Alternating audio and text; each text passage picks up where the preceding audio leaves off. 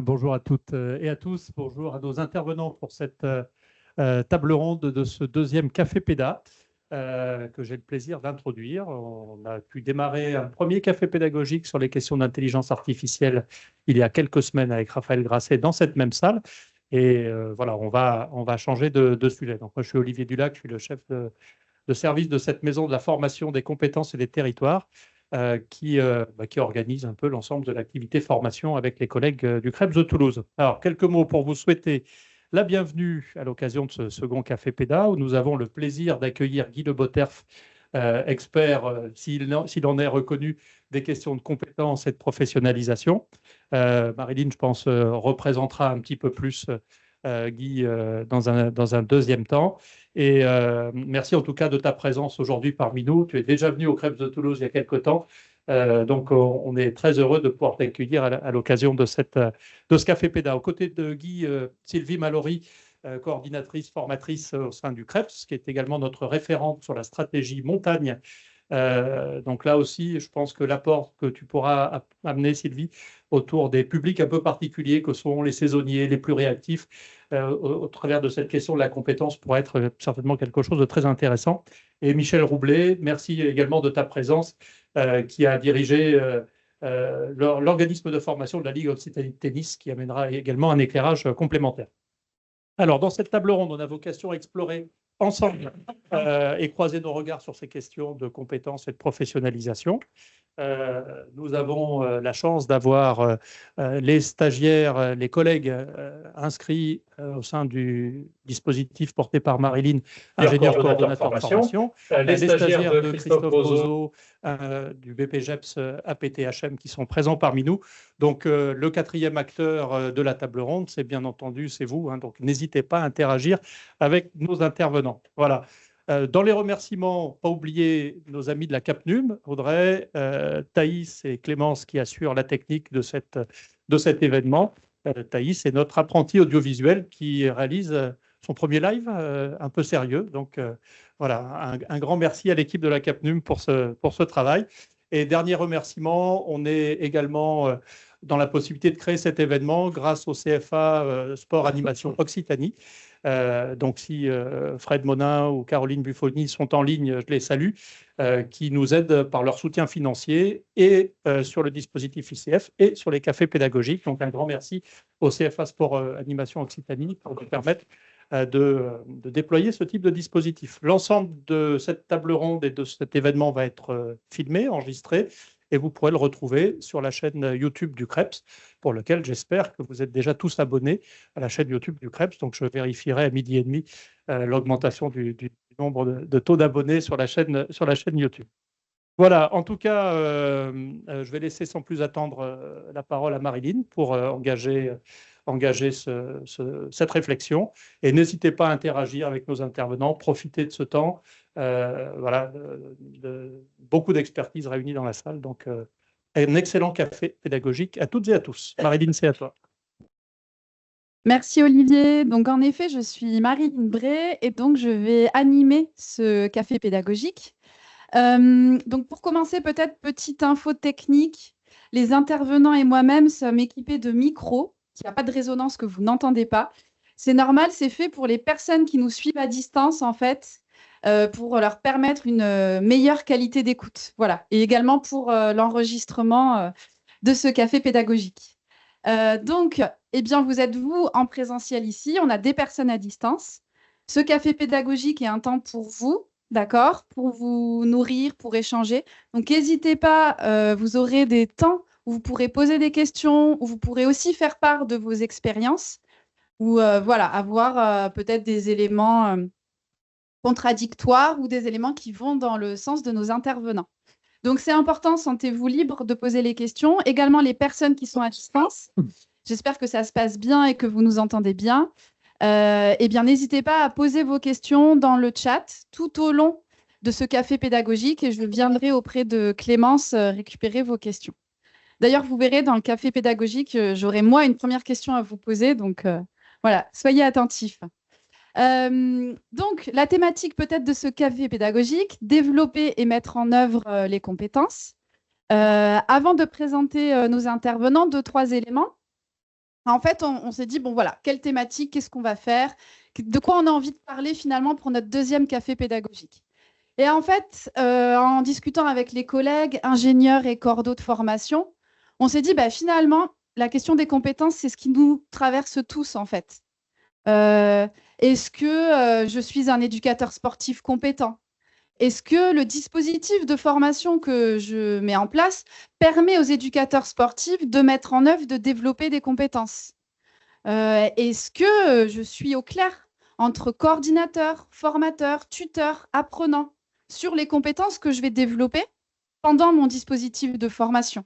Donc, toutes ces questions-là, elles nous animent, elles nous traversent en fait, et on va essayer d'y apporter quelques éléments de réponse. Le deuxième point, peut-être que je voulais mettre en lumière, pour ceux qui ont suivi un peu la loi de 2018, on en parlait tout à l'heure avec les participants à la formation ICF. Et en fait, on s'est rendu compte que le terme compétence dans cette loi-là avait finalement pris la place du terme formation. On ne parle plus d'OPCA, on parle d'opérateur de compétences. On ne parle plus de plan de formation des entreprises, on parle de plan de développement des compétences.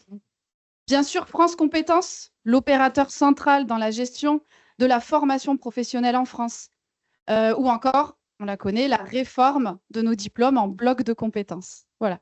C'était un peu, voilà, pour mettre un peu la lumière sur tous ces éléments-là qui peuvent un peu guider nos questionnements. Et donc, pour répondre à ces questions, Olivier a un peu fait mon job, il vous a déjà un peu présenté, mais je vais le refaire un peu plus en détail. Donc, on accueille là tout de suite à ma gauche Michel Roublet. Je ne fais pas de bêtises sur votre orthographe de nom de famille. Donc, Michel, vous êtes cadre technique à la Ligue Occitanie de tennis et vous avez notamment en charge le management et le pilotage de l'organisme de formation pendant plus de 30 ans. La Ligue Occitanie de tennis qui déploie de la formation professionnelle, des GEPS, des ES, mais aussi des titres pro et de la formation de bénévoles, formation continue, etc., etc. Vous nous en direz plus. Merci d'être ici. Guy Leboterf, bonjour Guy.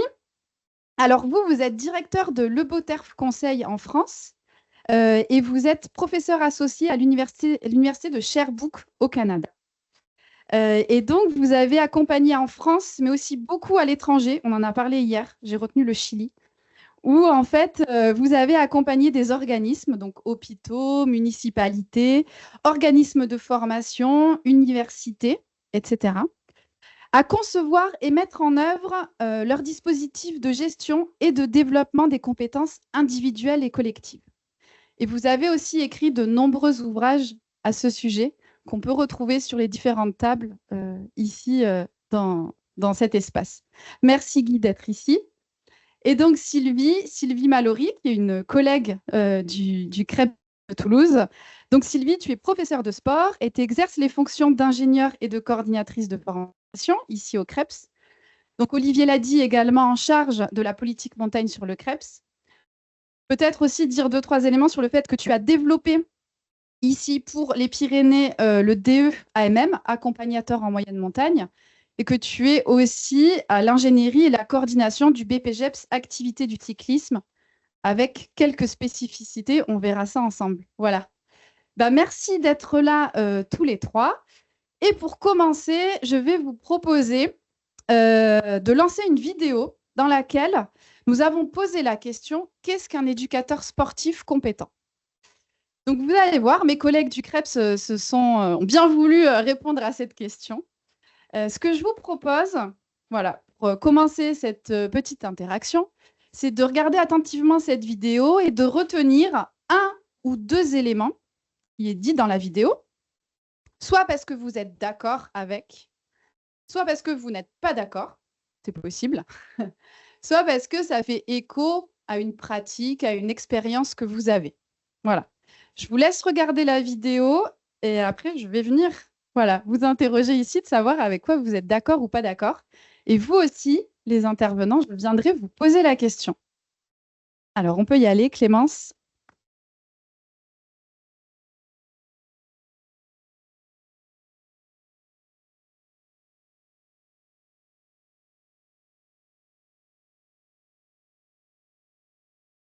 Pour moi, un éducateur sportif compétent, c'est quelqu'un à qui je confierai mes enfants. Alors pour moi, un éducateur sportif compétent, c'est quelqu'un qui est en capacité de s'adapter à son public et c'est quelqu'un qui est attaché au développement, à l'épanouissement de ses jeunes. Un éducateur sportif compétent, pour moi, c'est quelqu'un qui prend en compte son contexte professionnel pour agir de manière compétente dedans. L'éducateur sportif est une personne qui dispose des compétences pour s'adapter à son public. Un éducateur sportif compétent est une personne qui est capable de transmettre des savoir-faire et des savoir-être à n'importe quel public.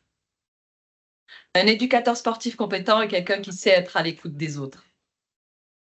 Alors, un éducateur sportif compétent, d'abord, il a une qualité qui est l'empathie, et c'est quelqu'un qui est capable d'analyser son activité pour permettre aux pratiquants de se développer ou de s'épanouir dans la pratique de l'activité et lui donner le goût de continuer de progresser dans l'activité. Un éducateur sportif compétent est quelqu'un qui met son expertise et sa connaissance fine d'une activité au service de son public, que le technique serve au ludique.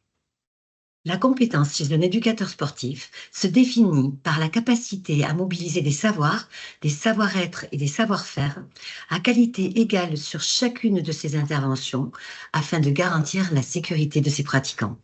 Pour moi, un bon éducateur sportif est un professionnel qui s'adapte au public encadré et qui est capable de mobiliser et d'utiliser toutes ses connaissances et compétences en situation de terrain, en face-à-face pédagogique.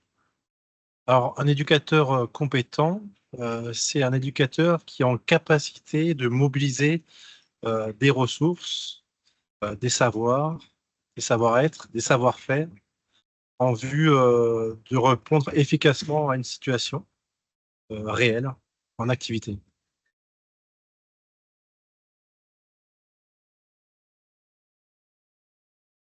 Ok, super, merci. Alors peut-être êtes-vous d'accord ou pas d'accord avec ce qui a été dit. Je ne l'ai pas dit, mais les personnes à distance, n'hésitez pas à marquer dans le chat également les choses avec lesquelles vous êtes d'accord ou pas d'accord.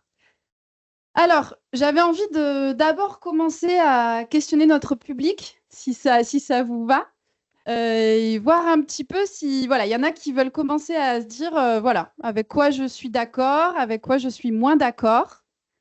Est-ce qu'il y aurait première intervention? C'est jamais facile d'être le premier à prendre la parole, je vous le dis, je sais. Et peut-être, y a-t-il des premières idées? Non, pas trop. Bon, bah, ouais. Alors juste, je donne le micro pour que les personnes à distance puissent bien nous entendre. Je voulais dire que je suis d'accord sur le fait qu'un éducateur sportif, c'est quelqu'un un bon éducateur sportif, c'est quelqu'un qui doit s'adapter à son public, quelqu'un qui est à l'écoute. Et pour les autres, j'ai pas trop écouté parce que je me suis focalisé sur ça, sur ce qu'ils ont dit, sur ce que monsieur Christophe a dit. Et comment s'appelle la prof et Virginie ont dit. Du coup, je me suis focalisé sur ça et je suis un peu d'accord sur ça. Voilà. Très bien, merci. Alors peut-être vous présenter, excusez-moi, j'ai oublié. Je m'appelle Saïti Arsène, je suis l'élève de monsieur Christophe Bozo. Je suis en BPGEPS AFAPT et c'est en première année. Voilà. De la forme. Ok, super, merci beaucoup. Donc finalement, ce que vous retenez, en effet, c'est la question de l'adaptation au public. Voilà, et la question d'être à l'écoute et pouvoir s'adapter au public. Très bien. Il y a une autre personne qui souhaite réagir à cette première vidéo et donner un peu son avis ou ce sur quoi il serait d'accord ou pas d'accord? Non, c'est bon? Ok, bon. À distance, ok. Alors, on va commencer par peut-être nos intervenants. Peut-être commencer par Sylvie, si tu veux bien nous dire ce que tu as envie de mettre en avant, de retenir de ces vidéos. Alors moi, ce que j'ai retenu, c'est quelques mots-clés, on va dire, que j'avais envie de faire ressortir. Donc, c'était la notion d'adaptation dont tu as parlé, la notion d'environnement, l'épanouissement aussi de l'apprenant, on va dire, et la connaissance fine de l'activité ou analyse de l'activité. Enfin, il y avait des idées qui étaient un petit peu communes.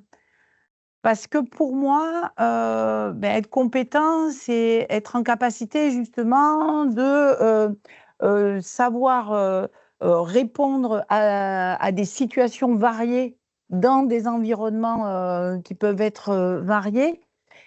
Et alors, ce que j'ajouterais, c'est que pour moi, il n'y a pas juste une notion d'écoute de l'apprenant, mais pour moi, on doit être en capacité d'analyser et d'identifier, d'analyser le besoin de l'apprenant pour être capable de proposer en fait une réponse adaptée à son besoin pour l'aider à progresser et s'enrichir et lui permettre à certains moments de produire lui-même, enfin de s'enrichir aussi par lui-même, donc de mettre en place des choses qui vont lui permettre ça. Ok, super. Merci Sylvie. Peut-être Guy, à vous, s'il y a des éléments que vous souhaitez retenir de la vidéo. Oui, à la fois de la vidéo, de ce que vous avez dit. Ça me semble très, très intéressant ce qui a été évoqué dans la vidéo. Il y a d'abord deux termes un peu génériques qui sont importants. Il y a d'une part la notion de confiance qui est apparue. Et elle est essentielle sur la question de la professionnalisation. Je fais confiance. Il ne s'agit pas simplement de répondre à qu'est-ce qu'un professionnel compétent, mais c'est qu'est-ce qu'un professionnel compétent à qui on peut faire confiance. Ça, c'est fondamental, cette évocation du terme de la confiance. Le deuxième point important aussi, c'est la valeur de l'épanouissement, c'est-à-dire que ça a un sens. Il y a un sens à l'activité qui a été réalisée. Je retiens aussi beaucoup cette importance de l'attention, du service au public, du service aux apprenants. Et ça rejoint peut-être une notion de performance. La performance aussi, c'est la capacité de donner un service, de promouvoir chez les autres un service de qualité. Un service de qualité qui est donc performant. Donc ça, c'est quelque chose d'important et d'adapter une adaptation au public, connaître effectivement ses besoins et mobiliser dans l'activité, mobiliser dans le savoir-agir qui était indiqué, mobiliser des combinatoires de plusieurs types de ressources qui peuvent être effectivement, comme ça a été indiqué, des connaissances, des savoirs, des savoir-faire, des savoir-être, mais qui vont être mobilisés dans la façon d'agir, mais on y reviendra plus précisément quand on essaiera de synthétiser la notion de professionnel compétent. Un point que vous avez évoqué qui est tout à fait important, c'est la notion de situation et de contexte. C'est-à-dire que l'éducateur ou le professionnel va agir dans un contexte particulier qu'il faut prendre en compte. Okay, merci beaucoup Guy. Michel, à vous, qu'est-ce que vous avez envie de retenir de cette vidéo? Pour moi, ça va être un peu redondant par rapport à ce qu'ont dit Guy et Sylvie. Moi, je pense qu'il n'y a pas une seule compétence, la compétence elle est multiple. Et au-delà de ce qu'ont dit mes collègues sur les témoignages vidéo, que je comprends complètement, mais comme tu disais, Guy, au-delà des connaissances, du savoir-faire, du savoir-être, je pense que ce qui est important pour nos éducateurs sportifs que l'on forme, c'est qu'ils prennent en compte le contexte environnemental dans lequel ils sont. Je pense qu'un éducateur compétent, il va être compétent uniquement parce qu'il va interagir dans son écosystème avec tous les acteurs qu'il a en face. Bon, si je reviens à mon milieu du tennis, un éducateur compétent, il ne va pas simplement agir et être compétent avec ses élèves. Il va obligatoirement être compétent avec les acteurs de l'écosystème fédéral, c'est-à-dire les dirigeants de clubs, les parents, les collègues, etc., etc., etc. Donc moi, vraiment, pour la compétence, je la situe à un niveau un peu multifactoriel et je ne peux pas la résumer à une seule définition. Très bien. Oui, bien sûr. Allez-y, Guy. Je voudrais juste réagir sur ce que tu viens de dire, qui est tout à fait essentiel. On peut de moins en moins être compétent tout seul. On est compétent en coopérant avec d'autres acteurs qui vont intervenir, qui peuvent soit interagir avec notre action, soit créer aussi les conditions d'une action efficace on est de moins en moins compétent tout seul et automatiquement, ça amène à poser la question aussi de la compétence collective, qui est essentielle. Bon, il y a des sports collectifs, mais aussi dans le travail pédagogique, il y a la compétence collective.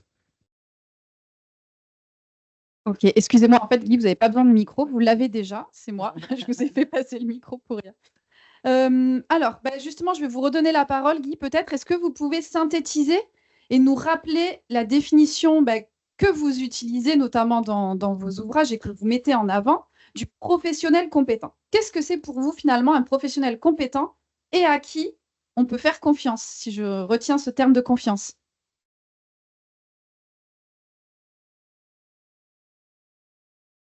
Je vais prendre un exemple complètement en dehors de votre univers sportif, mais complètement dehors.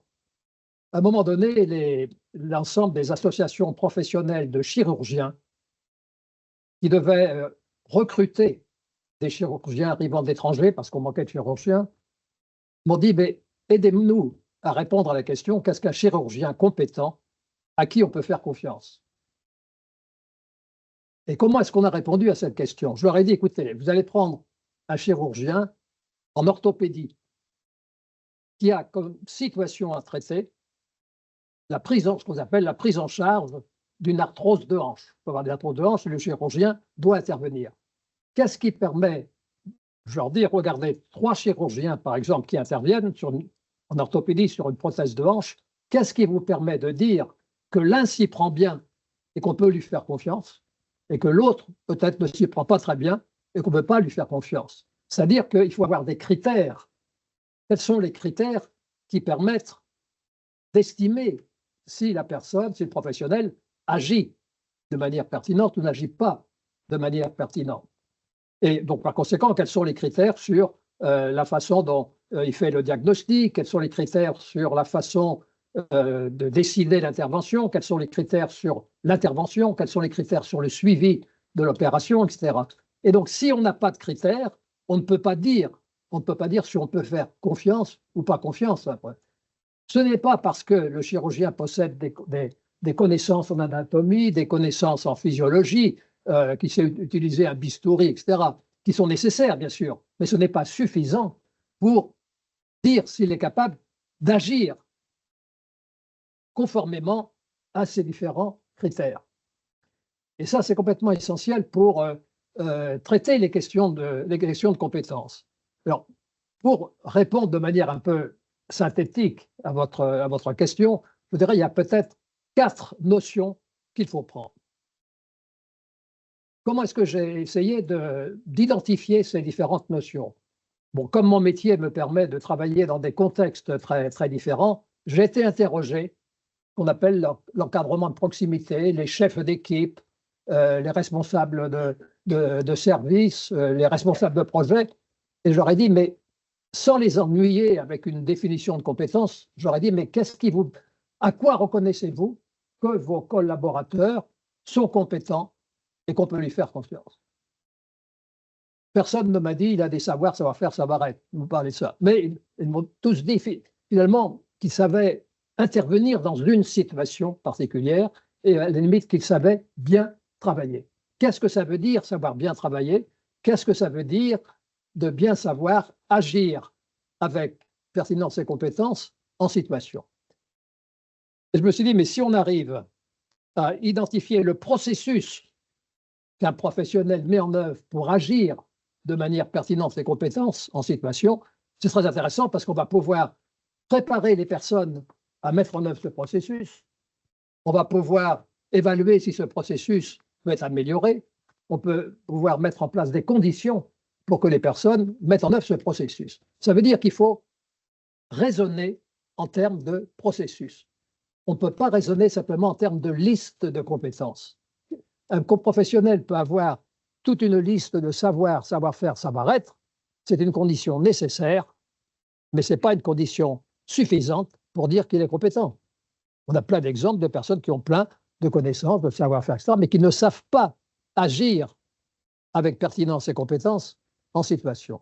Alors, quel est ce processus? Dans ce processus, il y a peut-être 4 points essentiels que j'aimerais mettre en évidence. Le premier point, c'est d'abord, il faut raisonner sur le concept de métier. Quel est le métier d'un chirurgien, mais quel est le métier d'un éducateur sportif? Ou quel est le métier d'un conducteur de four? Quel est le métier d'un pilote d'avion, etc. Quel est le métier? Un métier, c'est quoi? Un métier, c'est un ensemble, un ensemble évolutif de situations professionnelles qu'il faut savoir traiter. Le professionnel est, dans sa vie professionnelle, dans telle situation, telle autre situation, telle autre situation. Donc, il faut, si un métier, et le métier d'éducateur sportif, consiste à un ensemble de situations qu'il faut savoir traiter, qu'est-ce que c'est qu'une situation? Qu'est-ce que ça veut dire d'agir dans une situation? Une situation, qu'est-ce que c'est? Une situation professionnelle, c'est une activité à réaliser dans un contexte particulier pour un résultat à obtenir et c'est seulement pour un résultat à obtenir et avec un certain nombre de critères sur la façon d'agir de manière pertinente. Quelles sont les situations auxquelles un éducateur sportif doit être préparé parce que c'est cet ensemble de situations qu'il doit savoir traiter. Donc il y a la notion de situation dans laquelle, vous l'avez évoqué, la notion de contexte aussi est importante, mais la notion aussi de résultat attendu. Si vous avez si l'éducateur sportif a une situation, je ne sais pas, d'animation, d'animation par rapport à une activité à réaliser, bon, quel est le résultat attendu de l'activité dans cette situation? C'est ce qui va donner d'ailleurs un sens. Et quels sont les critères qu'il faut prendre en compte pour agir de manière pertinente? Dans d'autres métiers, on va parler des règles de l'art, je dirais, des règles de l'art d'une activité. Donc ça, c'est le premier point. Le deuxième point par rapport à cette situation, le professionnel met en œuvre une pratique professionnelle qui doit être pertinente par rapport aux exigences de la situation. La notion de pratique professionnelle, c'est quoi? La pratique professionnelle, c'est une façon souhaitable d'agir, une façon souhaitable de réaliser l'activité. Par rapport à une activité qui doit correspondre à certains critères, le professionnel, l'éducateur sportif, va mettre en œuvre une certaine façon d'agir, une certaine façon de réaliser l'activité. Et cette façon de réaliser l'activité, elle lui est propre, elle est personnelle et elle doit être pertinente par rapport aux critères.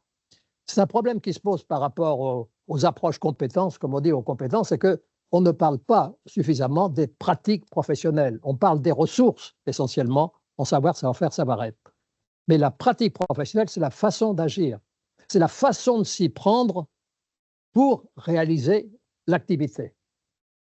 Donc, il faut revenir à cette notion de pratique. Si on ne peut pas avoir, par exemple, une évaluation de la pratique professionnelle, si on n'a pas les critères sur ce que c'est qu'une bonne pratique professionnelle ou qu'est-ce que ça veut dire d'agir de manière pertinente en situation. Donc, la notion de pratique professionnelle qui est la façon d'agir, la façon de réaliser l'activité.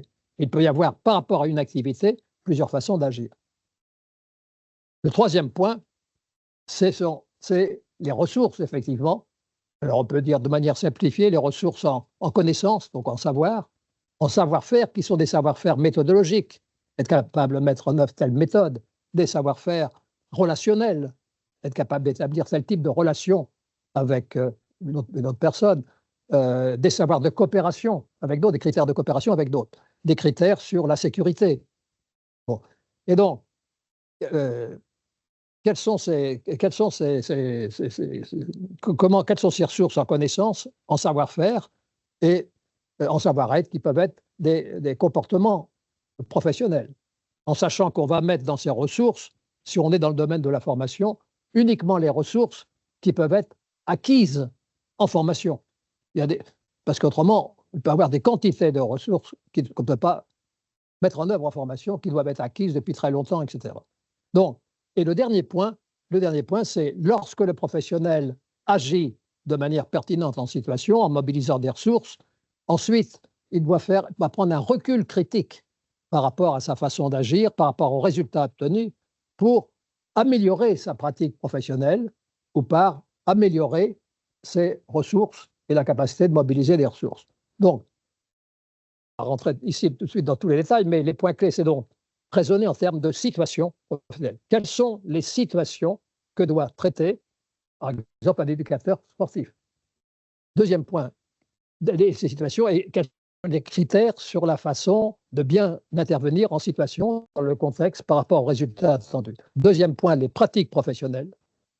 Quelle est la façon d'agir? Et on pourra effectivement aussi évaluer la façon pertinente d'agir.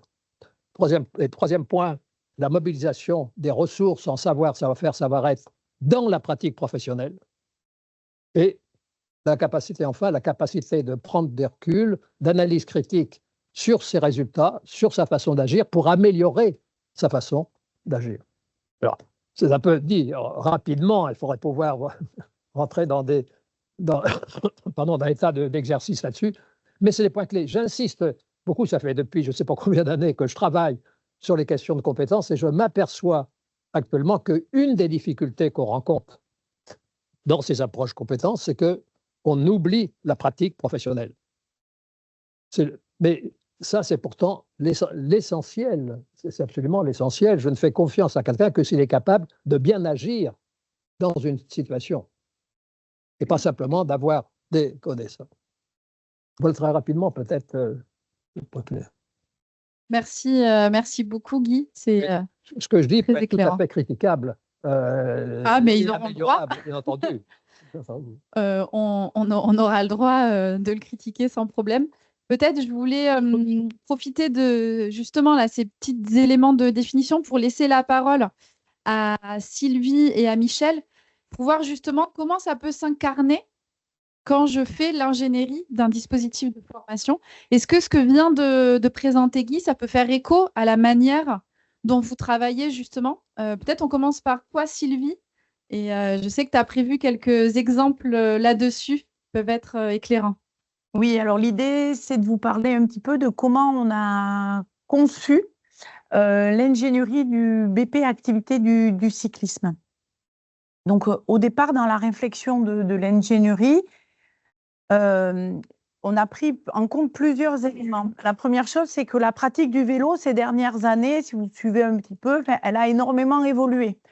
De nouvelles pratiques avec le vélo électrique, voilà, de nouveaux vélos, les gravels, voilà, des choses comme ça. Et de fait, une évolution également dans le métier ou dans la manière d'encadrer le métier ou les activités présentes dans le métier. Donc, du coup, au départ de l'ingénierie, on s'est regroupé avec une petite équipe à la fois composée de formateurs, mais aussi de socio-professionnels. Et l'idée, ça a été, on s'est inspiré de la méthode de M. Le Boterf, de créer une carte métier de ce qu'était l'éducateur sportif, moniteur de vélo. Et du coup, dans la démarche, on a essayé d'identifier c'est quoi les grandes activités du moniteur vélo et est-ce qu'il y a un seul métier ou est-ce que peut-être il y a plusieurs manières d'exercer le métier. Bon, et rapidement, on a fait ressortir qu'il pouvait y avoir... alors, l'activité la plus traditionnelle, c'est l'encadrement du vélo en milieu fédéral, donc en association, mais qu'il y a toute une partie du métier qui s'exerce dans le secteur touristique, où là, on est plutôt sur le développement de produits touristiques ou des choses comme ça, mais qu'aujourd'hui, il y a une part de l'activité qui se situe aussi dans la location de vélos, réparation de vélos, mais aussi conception de séjours.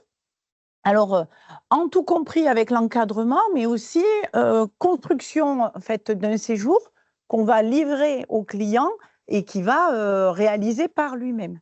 Donc, un éventail en fait, de compétences assez large sur lequel on s'est appuyé. Donc, à partir de cette identification de ces grandes activités qu'on a définies pour le métier de moniteur de cyclisme, à ceci, on a associé, évidemment, on a essayé d'identifier c'est quoi les contenus qui étaient importants et nécessaires de transmettre aux stagiaires pour leur permettre de développer cette compétence. Et forcément derrière, quelles étaient les situations professionnelles dont vous parliez tout à l'heure qui pouvaient être adaptés pour leur permettre justement d'essayer de construire ces compétences. Et un des éléments forts de la formation, on a voulu colorer la formation sur justement l'itinérance à vélo. Alors pourquoi? Parce qu'aujourd'hui en Occitanie, on a un certain nombre d'itinéraires qui se sont développés, qui sont présents, la route d'école, la V81, une politique aussi territoriale et touristique très tournée vers le développement du vélo et donc de ces séjours, ces itinérances à vélo. Et du coup, on consacre 15 jours dans la formation sur cette thématique itinérance. Et là, on a voulu faire quelque chose d'assez immersif où on mettait vraiment les stagiaires dans une situation de « je suis un moniteur qui doit créer un séjour itinérant et donc je dois réfléchir à toutes les facettes de la construction de cette itinérance ». Donc, autant la question technique, donc construction du tracé à partir des cartes, logiciels carto et ainsi de suite, que la gestion de la logistique, trouver les hébergements et donc du coup mettre en liaison les tracés, les hébergements pour l'itinérance, mais aussi les thématiques pour faire découvrir le patrimoine, parce que l'idée c'était aussi qu'ils apportent du contenu en ce sens-là. Et aussi travailler sur la commercialisation du produit. Donc l'idée, c'était aussi de les faire aller réfléchir jusqu'à combien je vends ce produit et comment je vais communiquer pour valoriser ce produit. Et donc, on a articulé les 15 jours autour de temps où on leur a posé un cadrage. Voilà, l'itinérance, elle va se dérouler sur 3 jours, 2 hébergements possibles. L'idée, c'est d'être quand même, de mettre en avant la mobilité douce, donc peut-être réfléchir à des moyens de se déplacer autre que la voiture pour aller sur les lieux de rendez-vous. Et qu'il y ait des personnes qui soient en capacité de gérer à la fois la gestion, l'encadrement technique, mais aussi la logistique et donc le service client et donc cette partie commercialisation. Donc sur ces 2 semaines, et toute une partie de la première semaine où on a travaillé voilà, sur ce cadrage et on les a mis en situation de concevoir le produit. Donc, ils ont tout fait, hein, jusqu'à la réservation des hébergements, les demandes de devis, et ils ont créé également les fiches produits et la vente.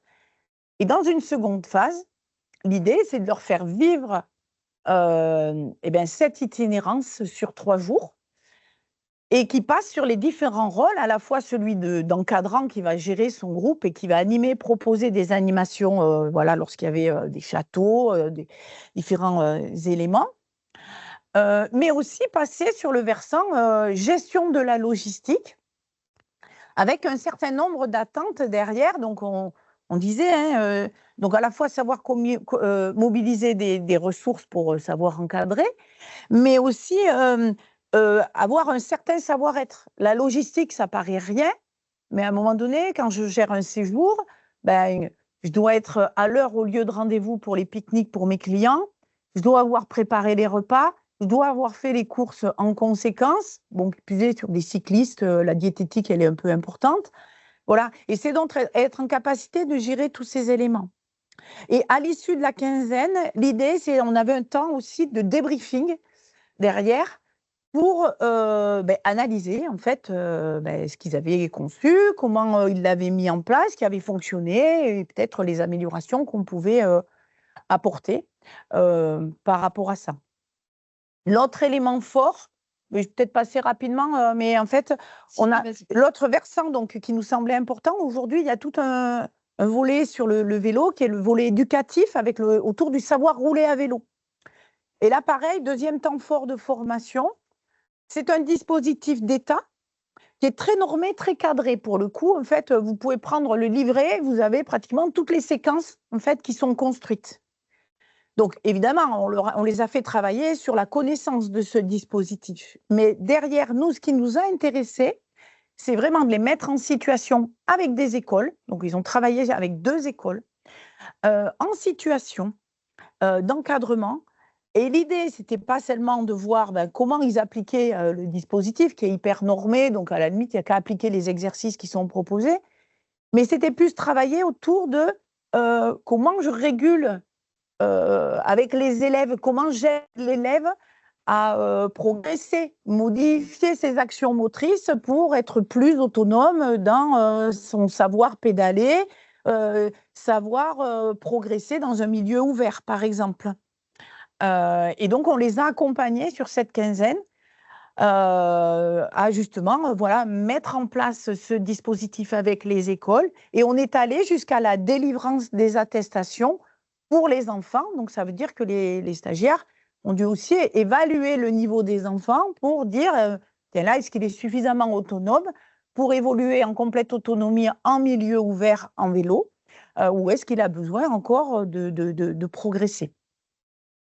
Voilà, petit éclairage sur comment on peut travailler sur une ingénierie, sur justement essayer de mettre en œuvre des actions situées pour faire construire de la compétence. Ok, super. Merci beaucoup, Sylvie. C'est très éclairant. Peut-être, Michel, vous nous faites part aussi à la Ligue Occitanie de tennis. Comment vous prenez en compte cette notion-là? Ok. Guy, je vais partir sur tes 4 points. Je vais partir sur tes 4 points, Guy. Et après l'exemple de Sylvie, prendre l'exemple un peu de ce qui se passe en tennis. Bon, en tennis, dans la fédération, elle est comme ce qui se passe en ce moment. Le monde est en mouvement. Et au niveau de la fédération de tennis, rien n'est dogmatique. Tout évolue à une grande vitesse. Je vais vous citer simplement comme exemple. À l'instant T, il y a dans la fédération de tennis, il y a le tennis et les disciplines associées. C'est-à-dire, il y a le tennis, le paddle, le pick and ball et le beach tennis. Et tout ça, ces dernières années, c'est venu augmenter et modifier complètement l'écosystème fédéral. Donc, dans les ingénieries de formation, on n'est pas du tout resté sur des organisations dogmatiques. Tous les ans, on s'interroge en partant du métier, comme tu le disais, c'est-à-dire les besoins de terrain. Dans les clubs, c'est quoi les besoins de terrain? Et en fonction de ça, on va construire derrière tout un ruban pédagogique qui va nous servir à former nos futurs éducateurs qui ne vont pas être formés de la même manière cette année qu'il y a 5 ans ou dans 10 ans, on évolue en permanence. Donc, le deuxième point, tu parlais de pratique de l'activité. Donc, on a réfléchi d'abord sur le métier et ensuite on réfléchit sur la pratique de l'activité à proprement parler dans nos structures, dans nos clubs, dans nos centres d'entraînement. Et là aussi, tous les ans, on essaye avec les acteurs de l'écosystème, les dirigeants de clubs, les tuteurs que l'on met dans les clubs. Systématiquement, on a des tuteurs qui sont dans les clubs et qui accompagnent nos centres de formation, de manière à avoir le pouls de comment se fait cette pratique dans le club, puisqu'on est en alternance entre le centre de formation et l'activité en club. Donc, tous ces acteurs nous permettent vraiment d'avoir un focus sur la pratique de l'activité. Bon, le troisième point, je ne vais pas y rester longtemps, c'est le point des ressources, avec le savoir, le savoir-être, le savoir-faire. Je pense que tous les formateurs ici connaissent là. On met tout ça dans les rubans pédagogiques et au fur et à mesure de l'année, on fait évoluer et on fait acquérir les compétences, enfin on essaye de faire acquérir les compétences à nos futurs éducateurs. Le dernier point, pour moi, il est essentiel, tu l'as dit toi aussi, hein, c'est arriver à un certain moment à descendre du vélo pour se regarder pédaler. J'aime bien faire cette métaphore, arriver à faire l'hélicoptère pour voir un peu qu'est-ce qu'on a produit. Est-ce que ça a donné, est-ce que ça a du sens d'abord et est-ce que surtout ça a donné les résultats que l'on escomptait. Bon, on est dans une discipline où, que ça soit sur les disciplines associées, pick and ball, paddle, beach tennis, ou que ce soit sur le tennis, la notion de progrès, elle est essentielle. Et quand je parle de ça, je ne parle pas du progrès pour former une élite, hein, mais simplement dans le tennis loisir, la notion de progrès est essentielle. Si un éducateur sportif ne fait pas progresser ses élèves, même en loisir, les gens ils vont partir ailleurs. Il faut vraiment qu'il y ait cette notion de progrès qui soit finale, je dirais. Voilà un peu au niveau du tennis, un exemple pratique, mais surtout ce qu'il faut retenir, c'est que par rapport aux quatre axes que tu as dit, Guy, nous, on est en perpétuelle recherche de faire évoluer nos missions de formateurs par rapport aux demandes du terrain. Super, merci beaucoup pour ces éclairages.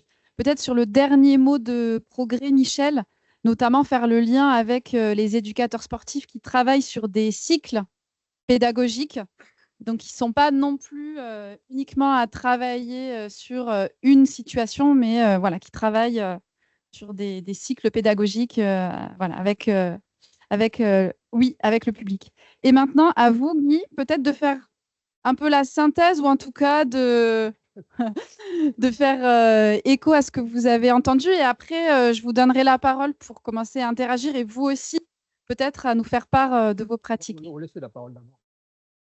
Non, allez-y, Guy, allez-y. Bon, je ne vais pas faire une synthèse rapidement, mais je suis tout à fait intéressé et admiratif, je dirais, des deux approches qui viennent d'être présentées. Je trouve ça absolument remarquable. C'est remarquable parce que dans les deux approches, on voit bien qu'on part d'une situation et d'un contexte qu'il faut prendre en compte et qui évolue en permanence. Il évolue en permanence. Le contexte évolue, le public évolue aussi. Les jeunes qui viennent en formation, ce n'est pas les mêmes jeunes qu'il y a 30 ans ou 20 ans.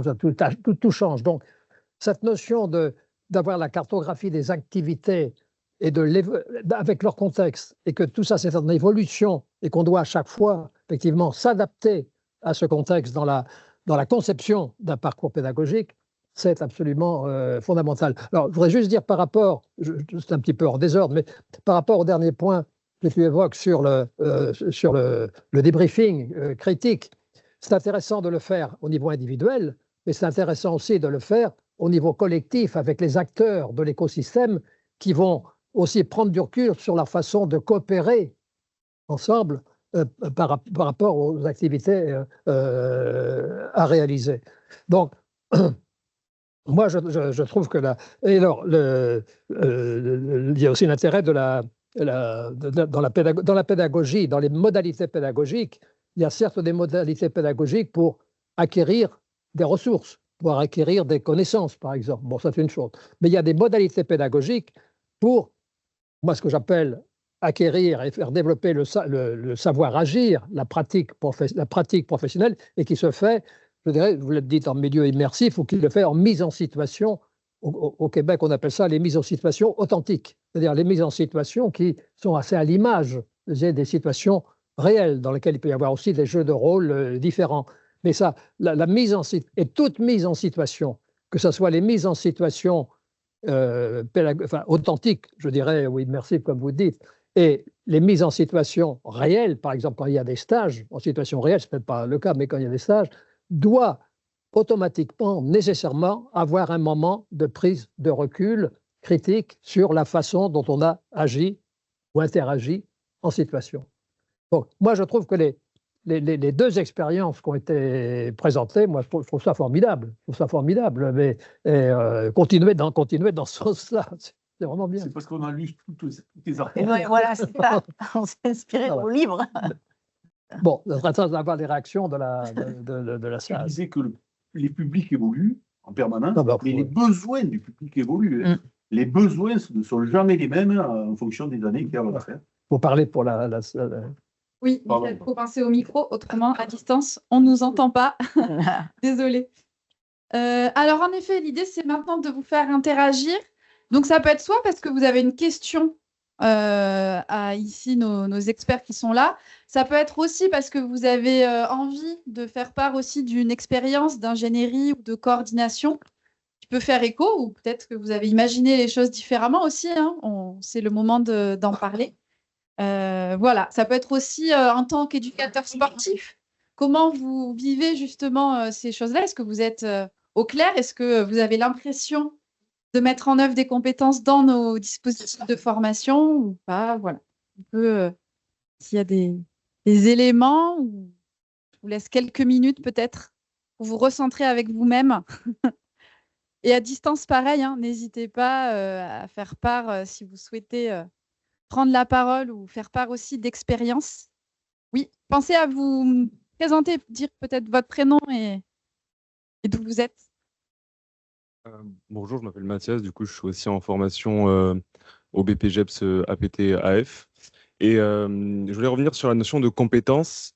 En fait, ma vision de la compétence, au-delà de la généralité, je trouve qu'elle peut être influencée par le savoir-être et le savoir-faire du professionnel vis-à-vis du pratiquant. C'est-à-dire que la vision qu'a le pratiquant de la compétence, elle peut être influencée par ces deux facteurs en fonction d'une même discipline. Je peux prendre comme exemple, par exemple, la sévérité avec laquelle on va apprendre une certaine discipline. Ça peut du coup, à mon sens, influencer cette notion de compétence vis-à-vis du pratiquant.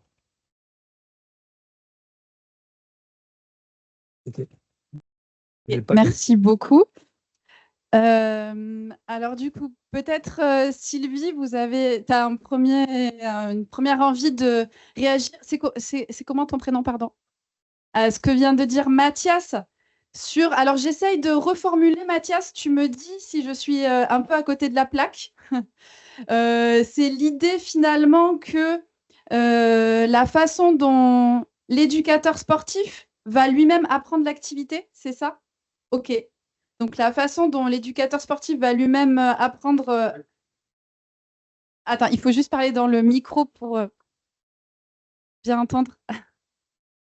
Je vais essayer de reformuler. Du coup, ce qui veut dire, Mathias, c'est que, par exemple, deux éducateurs qui ont eu la même formation et qui vont faire...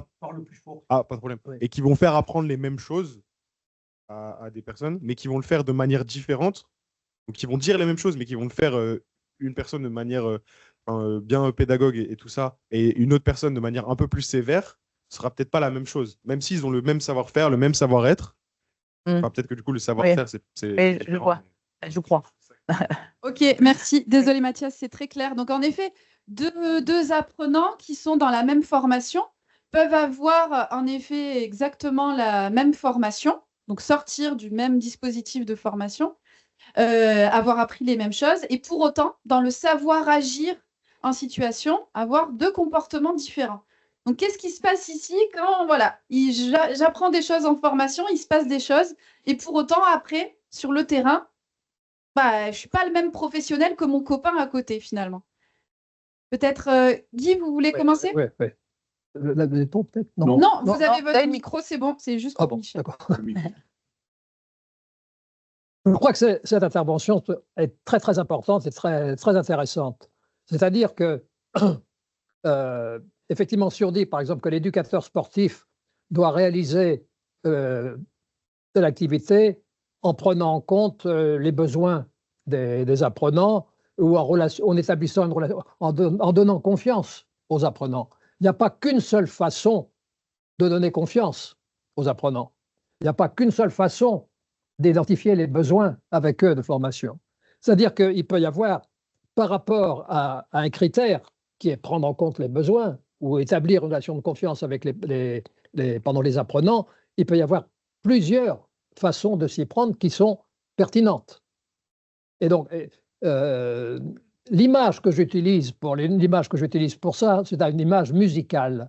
En musique, on fait la différence entre une partition musicale et l'interprétation de la partition musicale.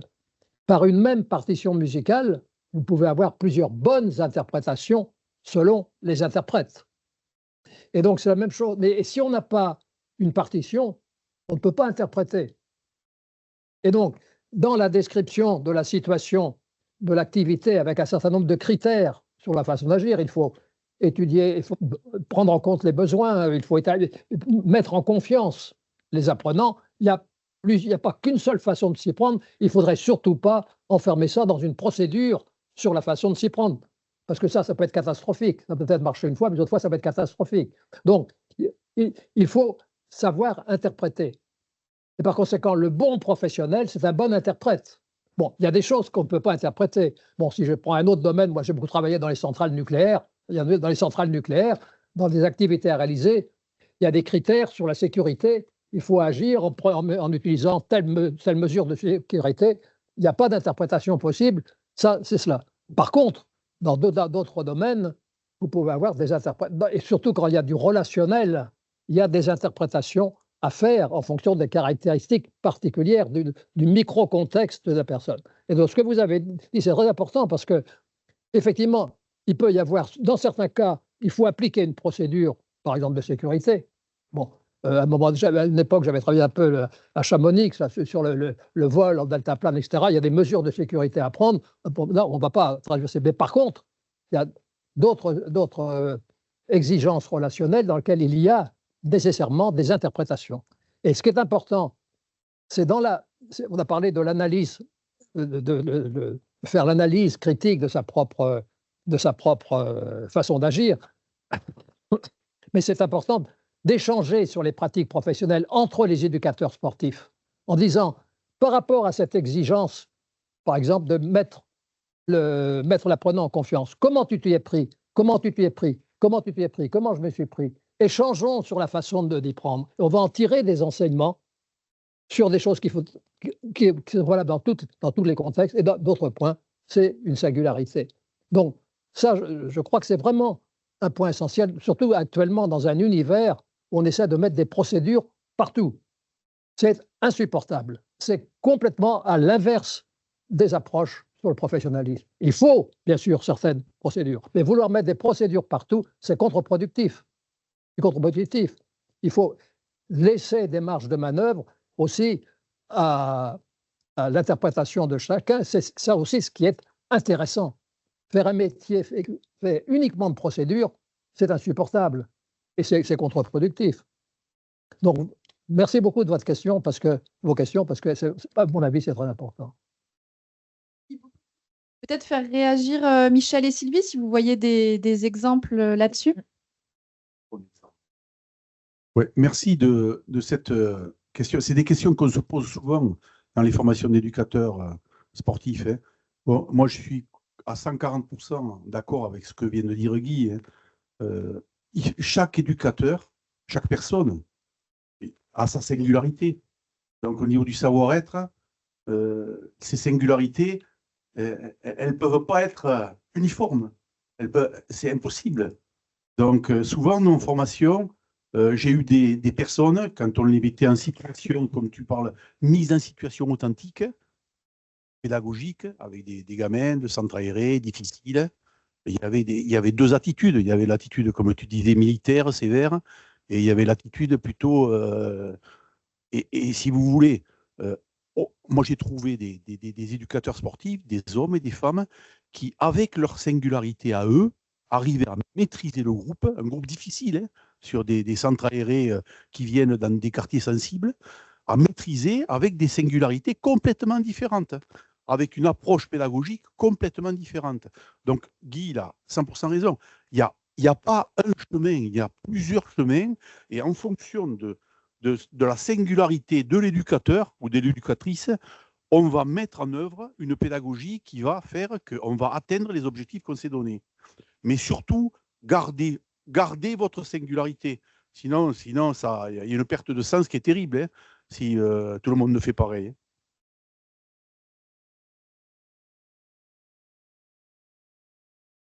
Oui, alors je pense qu'il y a beaucoup de choses qui ont été dites. Moi, ça me renvoie à la notion de posture professionnelle, je dirais. Donc, et malgré tout, alors là où je mettrais un petit peu de nuance, peut-être, en tout cas dans ma représentation, c'est on a tous en effet nos propres singularités qui font qu'on va agir différemment. Pour autant, il faut trouver la posture professionnelle qui va créer les conditions favorables permettant l'apprentissage pour l'apprenant. Et c'est à ce moment-là parce que, et c'est là que je vous rejoins par contre, c'est qu'il y a des moments, je pense qu'il faut être à l'écoute, dans l'empathie, et peut-être qu'à certains moments, selon le public, oui, là, on va peut-être faire appel à des postures qui vont être un peu plus sévères, parce qu'elles nécessitent de cadrer des points de sécurité, par exemple. Il y a des moments, dans certaines activités, il y a des choses qui ne sont pas négociables. Donc, s'il y a faute de sécurité, là, il faut intervenir. Mais quand même, avoir toujours en tête dans la posture professionnelle qu'il faut mettre quand même un climat et des conditions qui sont favorables pour permettre l'apprentissage. Il me semble que c'est quelque chose qui est important. J'espère que ça a pu donner quelques éléments de réponse. Est-ce qu'il y a d'autres éléments que vous avez envie de soulever, des questions, faire part aussi d'une expérience? Romain? Pensez à vous présenter à nos intervenants. Merci, bonjour. Je suis Romain, donc je suis chargé de professionnalisation au comité olympique en Hauts-de-France. Donc je suis assez éloigné du territoire. J'ai une petite question pour Sylvie, puisque notamment dans la conception du BP de moniteur activité du cyclisme, la création de ce diplôme est issue du coup d'un diagnostic, d'une réflexion, d'un besoin, d'une commande. C'est la première question. Parce qu'elle en fait, elle me rapproche d'une commande sur laquelle nous, on a été sollicités. En Hauts-de-France, il y a un territoire qui s'appelle le bassin minier, donc issu voilà, de l'histoire des mines, etc. Et donc, l'idée, c'est de faire évoluer le modèle socio-économique des associations sportives et notamment de développer une offre touristique sur ce bassin minier à travers l'activité sportive. Et il y a tout un travail à faire de montée en compétences au niveau des assos, justement pour, et ça rapproche ce que vous avez évoqué, la création de parcours d'itinérance, commercialisation d'un produit, etc. etc. Et dans ce cadre-là, très compliqué pour le moment d'embarquer les associations sur cette réflexion et du coup sur un probable plan de montée en compétences, une formation. Donc du coup, je voulais savoir, vous, de quelle manière vous aviez réussi à développer ça sur le territoire et d'où ça venait au départ. Alors, merci beaucoup, Romain. Donc, Sylvie, petit retour d'expérience sur d'où vient la demande, le besoin, qu'est-ce qui s'est passé. Peut-être si tu peux nous refaire un peu un historique de comment tu en es arrivé à finalement créer ce dispositif. Et avec qui peut-être? Oui. Alors, ce n'est pas une commande. On n'a pas répondu à une commande. Par contre, voilà, Marilyn a évoqué tout à l'heure le fait que je travaillais sur le développement de formations en lien avec les territoires de montagne. Un des points d'accroche et d'entrée, ça a été le développement avec l'École nationale de montagne d'une coopération pour délocaliser un cursus d'accompagnateur en moyenne montagne qui correspondait à des besoins politiques territoriaux identifiés. C'est-à-dire que clairement, aujourd'hui, nous, en Occitanie, on a un Parlement de la montagne avec des axes qui sont développés. Et dans ce cadre-là, j'ai intégré un certain nombre de réseaux. Donc, le Parlement de la montagne, mais un campus des métiers de tourisme de loisirs de sportifs, sportifs, pardon, je vais y arriver. Et dans ce cadre-là, dans les différentes discussions qu'on a pu avoir sur les différents réseaux auxquels je participe, on voyait bien cette montée en puissance du vélo, cette volonté développée sur le territoire de l'accueil autour du vélo et développer des produits touristiques autour du vélo. Et nous, dans nos réflexions, on s'est dit, mais c'est quand même une qualification complémentaire pour les accompagnateurs en moyenne montagne qui est super intéressante, mais pas que. Et du coup, dans cette analyse du besoin, on s'est dit, là, il y a quelque chose à faire. Et dans ce quelque chose à faire, on voulait le contextualiser parce que l'idée, c'était quand même aussi de participer, et ça rejoint d'autres travaux qu'on est en train de mener, à la diversification des activités sur les territoires de montagne, liées à la transition climatique, au fait qu'aujourd'hui, les territoires de montagne, avec parfois un peu moins de neige, réfléchissent à comment diversifier les activités, faire peut-être muter un peu certains modèles économiques. Et donc, le projet, il est parti de ces éléments-là. Et il nous amène aujourd'hui à travailler avec d'autres acteurs, justement, alors un peu dans ce que vous évoquiez, donc sur des territoires de montagne qui nous disent, mais nous, on veut de la formation de proximité et on veut de la formation qui réponde à nos besoins sur le territoire. Parce qu'aujourd'hui, c'est compliqué pour un stagiaire qui est au dans une vallée pyrénéenne, la vallée des Gaves par exemple, ou dans le Luchonnais, pour venir se former sur Toulouse. C'est loin, c'est compliqué, c'est coûteux. Donc, comment construire des dispositifs qui vont répondre à ces différentes attentes? Et on a travaillé sur des réunions de concertation avec les acteurs locaux là, dans ce cadre-là. Sylvie, que tu t'es pas contentée de reprendre le référentiel emploi, compétences, évaluation, mais que tu as fait un travail aussi de traduction de ce référentiel pour y intégrer les besoins que tu avais pu voir qui existaient dans les Pyrénées. Oui, parce que c'est vrai que dans l'ingénierie, on a quand même un cadre réglementaire, hein, donc avec le référentiel de compétences, référentiel de certification et les fils d'activité. Donc évidemment qu'on a pris ce cadre réglementaire et on rentre dans ce cadre réglementaire. Mais en effet, de par ce que j'ai dit tout à l'heure, en fait, au travers des activités qu'on a identifiées, on est venu colorer, on est venu amener notre patte dans ce qui nous semblait intéressant de développer, et pour le territoire et en lien avec les activités et métiers qui se développent aujourd'hui, quoi.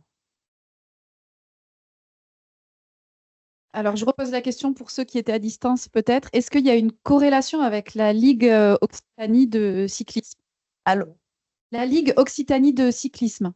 Oui, mais pas que. Donc, on travaille, on a un partenariat avec la Ligue de cyclisme, mais on a beaucoup travaillé aussi avec les acteurs touristiques et locaux du territoire. Donc, notamment, puisque c'est une formation qui ne se fait pas sur le CREPS, qu'on a implanté sur Haro. Donc, on a créé une antenne en fait, du CREPS sur ce territoire-là. Et on est en Vallée d'Or-Louron implanté, alors pour le BP activité du cyclisme, mais on a d'autres formations comme le parapente et une autre formation sur laquelle on a réfléchi avec Marilyn notamment, qui avait pour vocation de participer à cette diversification des activités.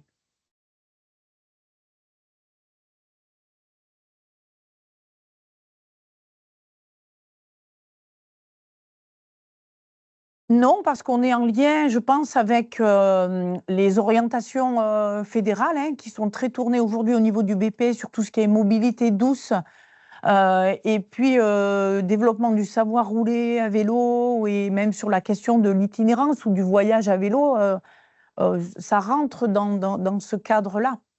Alors, on l'a élargi, on apporte un peu un plus, mais on reste aligné par rapport aux orientations fédérales. Très bien, merci Sylvie, merci Romain pour l'intervention.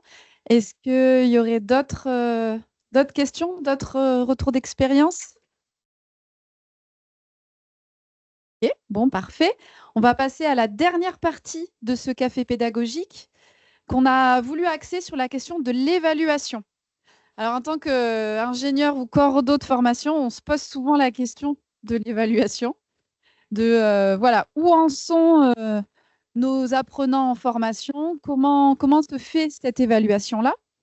Et donc, peut-être commencer à donner la parole ici à Michel et à Sylvie. Et puis, Guy, je vous ferai réagir par rapport à ce qui sera dit.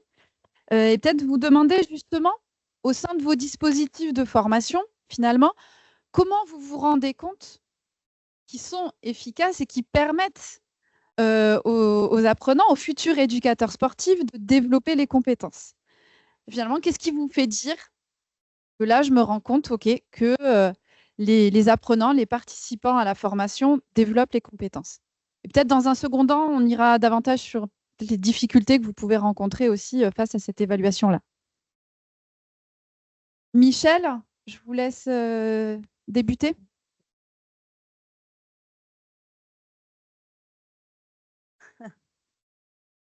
Alors, l'évaluation. Moi, je vais vous parler de l'évaluation dans le système, dans l'écosystème fédéral de nos centres de formation à 3 niveaux. Je vais parler d'une évaluation, comment dire, d'une évaluation à court terme, d'une évaluation à moyen terme et d'une évaluation à long terme. Alors, à court terme, je vais pas vous faire découvrir des choses. À court terme, c'est les évaluations formatives. Hein. Dans nos cursus de formation, on a mis en place tout au long de l'année des évaluations formatives qui nous permettent, à un instant T, avec les acteurs de la formation, de pouvoir évaluer ce qui se passe sur le terrain et ce qui se passe dans la tête des éducateurs sportifs qu'on est en train de former. L'évaluation à moyen terme, moi, j'appelle ça, c'est l'évaluation finale. C'est quand nos éducateurs sportifs sont diplômés. Donc, il y a le résultat. Ils sont diplômés ou ils ne sont pas diplômés. Ils ont les 4 UC où ils n'en ont aucun, où ils ont 2 UC. Là, ils redoublent ou ils ne redoublent pas.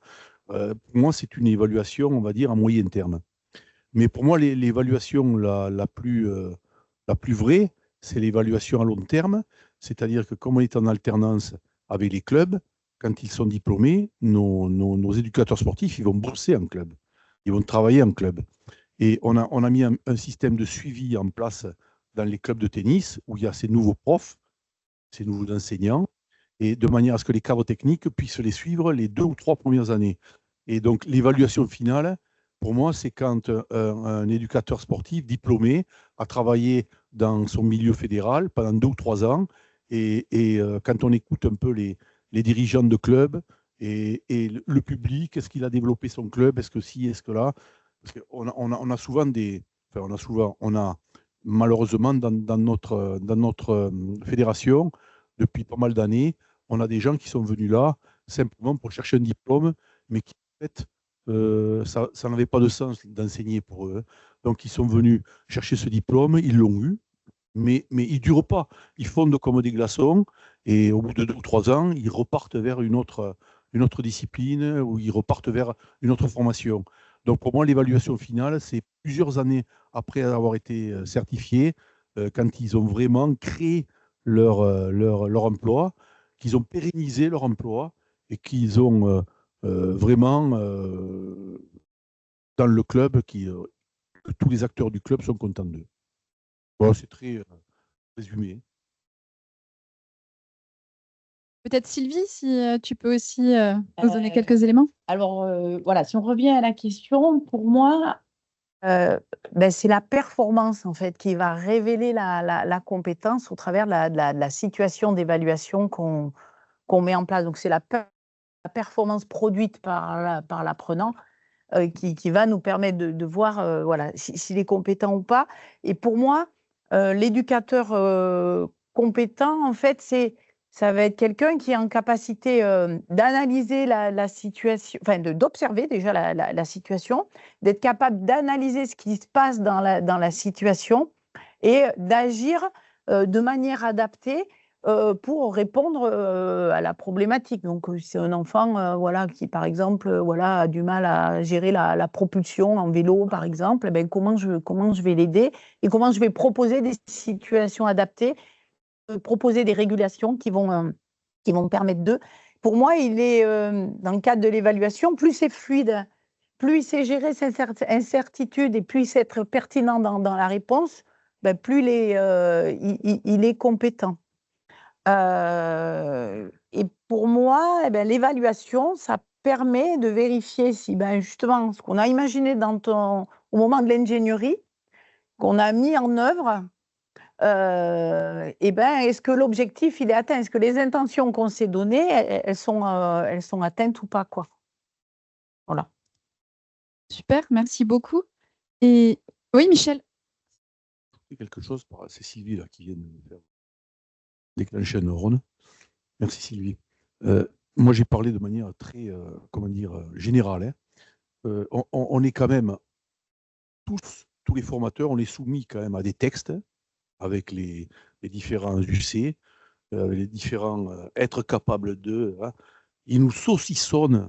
Quand je dis ils, c'est l'État qui a pondu ça quand ils sont passés du BE au DE. Ils nous ont saucissonné les activités avec plein de trucs. Et c'est très, très, très chronophage quand on est formateur et quand on est évaluateur de partir de ce saucissonnage. Hein.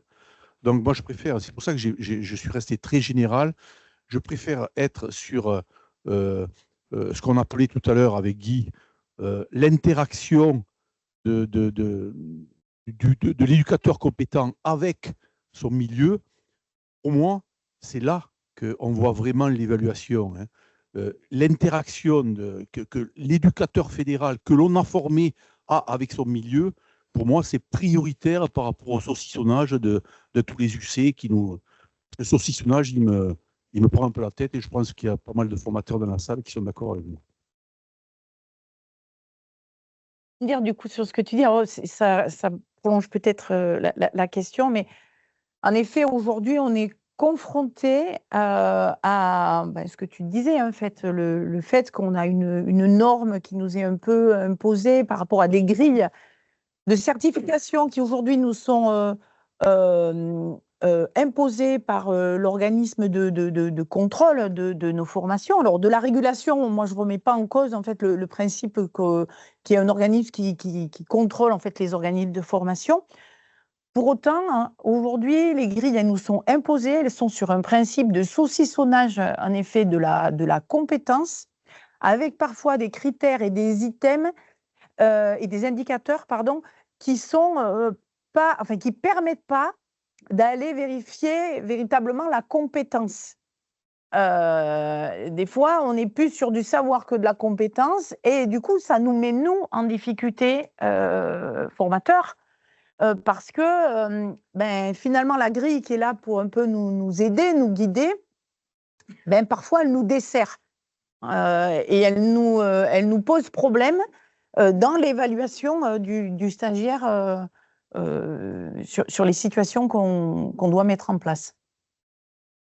Très bien. Peut-être, Guy, ça fait réflexion ou écho à quelque chose que vient de dire Michel et Sylvie? Sur l'évaluation, je crois que moi, je la mets en relation avec le processus que j'ai indiqué tout à l'heure, du professionnel qui agit d'une certaine façon pour obtenir un certain type de résultats et en mobilisant des ressources.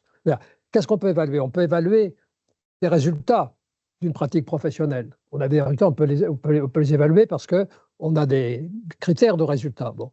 On peut évaluer non pas simplement le résultat de la pratique professionnelle, mais la pratique professionnelle. C'est-à-dire qu'il y a sur les critères, sur la façon de s'y prendre pour obtenir un résultat, on a là des points de référence. Bon. On peut évaluer aussi les ressources.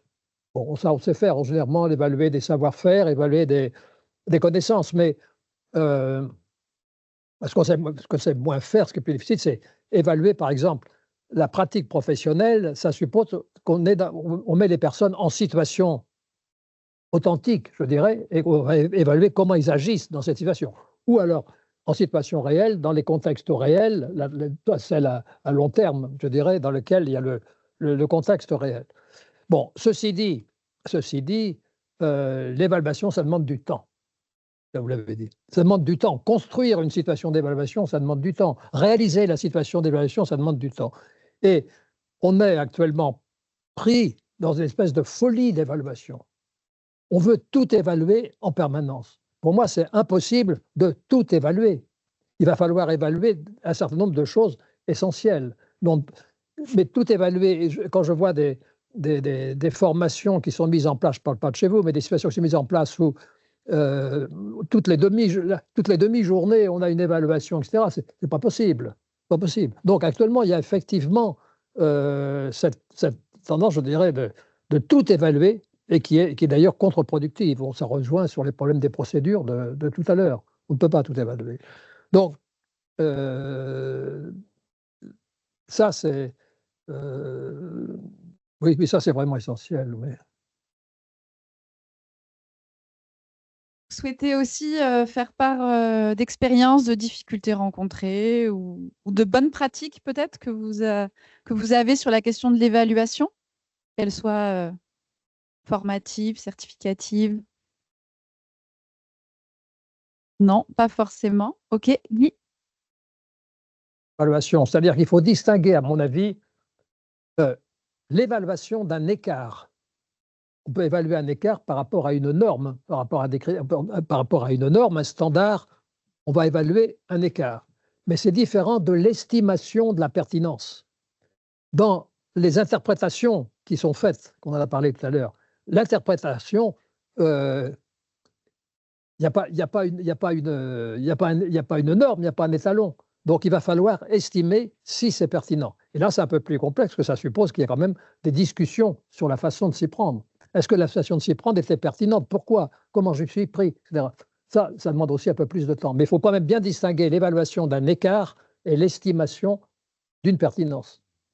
C'est pas moi. Christophe, il y avait une question. J'arrive avec le micro. Tu peux te présenter? Donc, bonjour, Christophe Roquefort. Donc, actuellement en formation, en ingénierie de formation.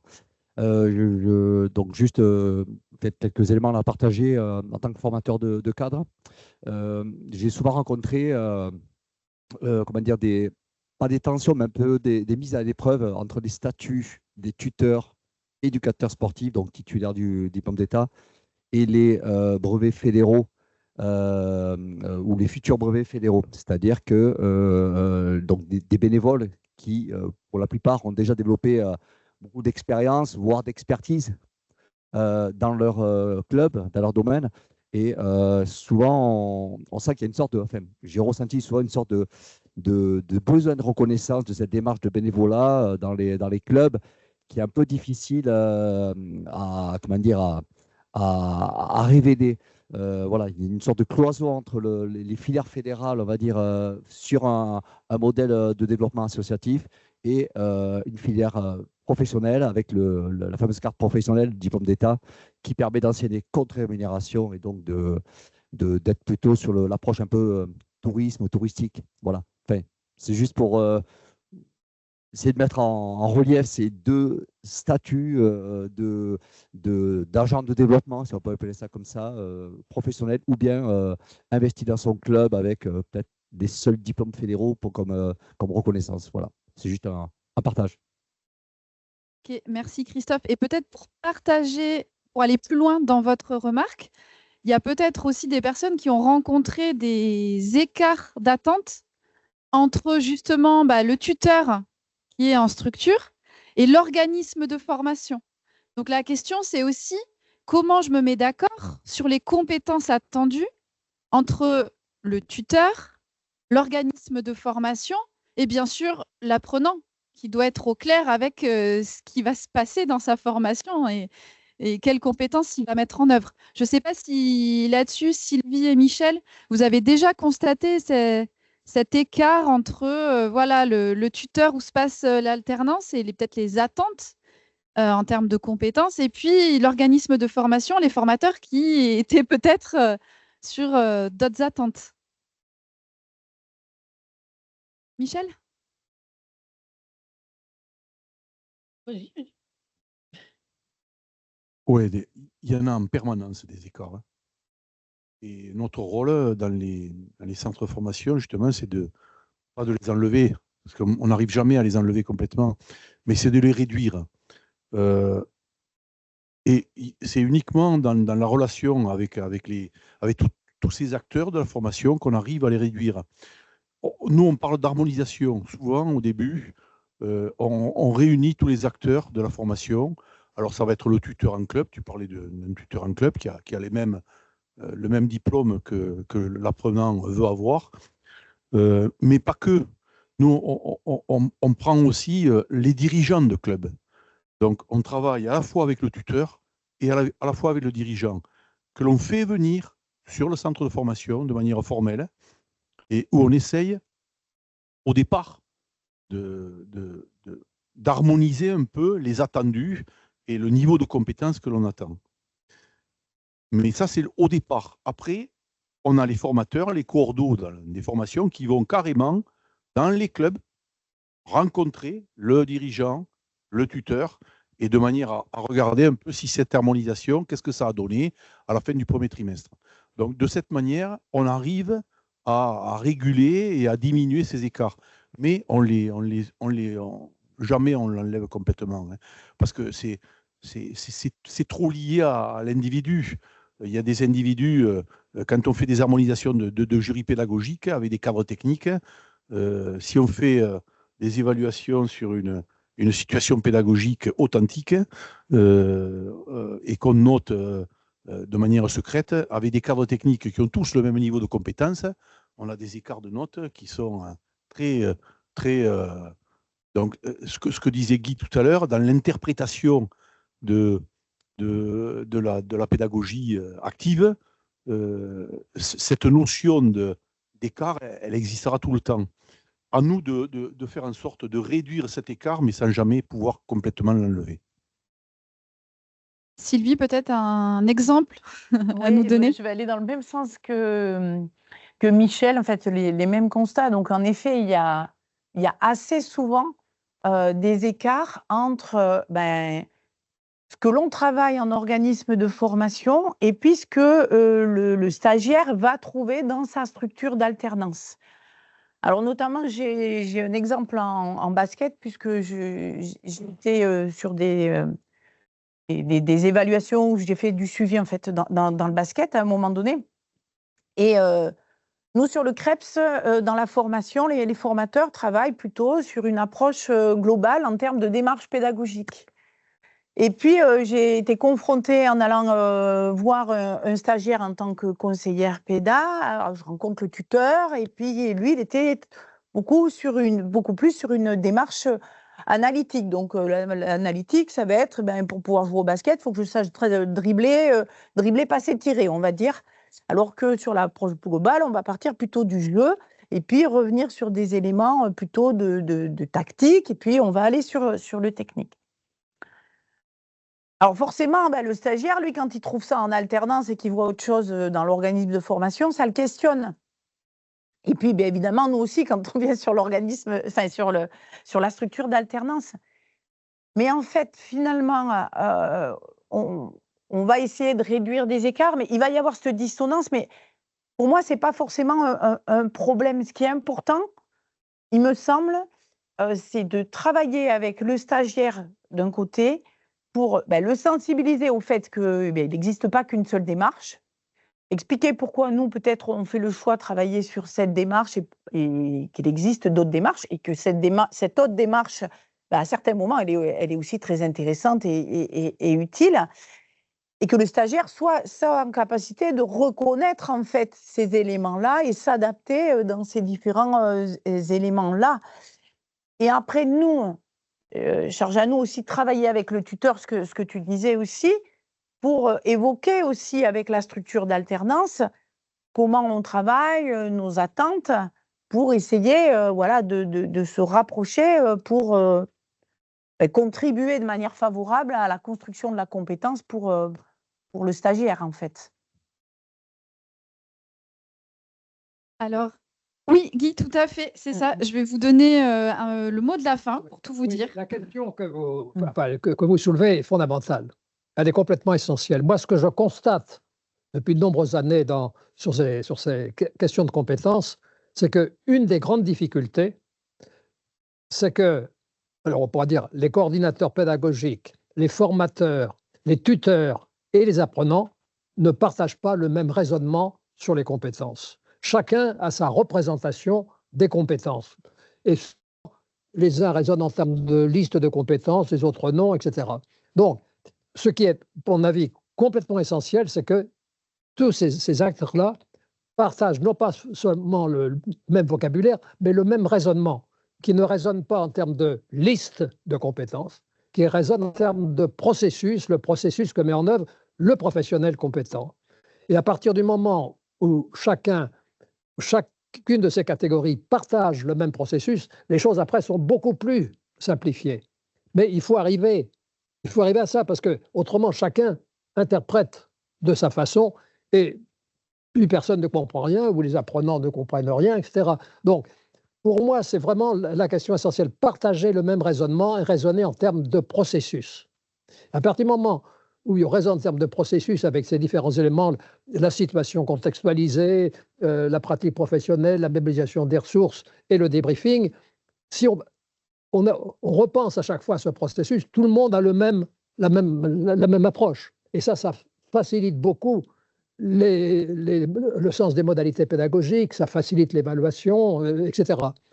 Ce que vous soulevez là, c'est un point absolument fondamental. On se crée des difficultés parce qu'on n'a pas la même représentation du processus. C'est un changement de raisonnement, souvent, qu'il faut faire. Et qu'on soit au même diapason sur le raisonnement. Eh ben, merci beaucoup. Ça sera le mot de la fin, Guy. Ah, alors non, pas tout à fait. On n'a pas abordé, mais quand même, on va arriver. Un des défis que vous allez avoir, que tout le monde va avoir, c'est l'intelligence artificielle qui arrive. L'intelligence, il faut vraiment commencer à travailler là-dessus en se disant, bon, qu'est-ce que l'intelligence artificielle? Quel est l'impact de l'intelligence artificielle sur le processus? Qu'est-ce que l'impact de l'intelligence artificielle sur les ressources, sur les moyens de ressources, sur la pratique professionnelle? Bon, et est-ce qu'il y a des choses que l'intelligence artificielle va bien faire, mieux que nous, mais d'autres choses qu'elle ne peut pas faire? Et quelle est la valeur ajoutée que nous pouvons avoir par rapport à la valeur artificielle? Le formateur, l'éducateur sportif n'est pas un robot. Bon, comment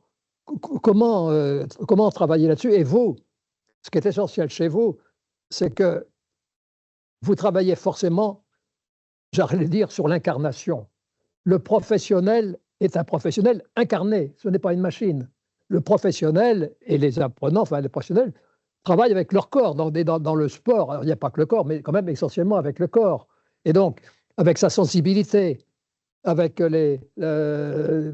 toutes les ressources corporelles que n'a pas l'intelligence artificielle. L'intelligence artificielle ne sent rien, ne ressent rien. Les machines de l'intelligence artificielle ne sentent rien, ne ressentent rien, ne comprennent rien. Bon, mais il y a des choses qu'elles peuvent faire mieux. Mais il y a d'autres choses, il ne faut pas se laisser faire. Moi, à mon avis, ce défi d'intelligence artificielle est très important. Mais vous êtes dans une situation privilégiée pour le traiter parce que le corps est là. Et quand on parle de l'identification professionnelle, on parle de l'identification avec le professionnel qui n'est pas simplement cognitif, mais qui est là avec son corps. L'intelligence artificielle n'a pas de corps, heureusement.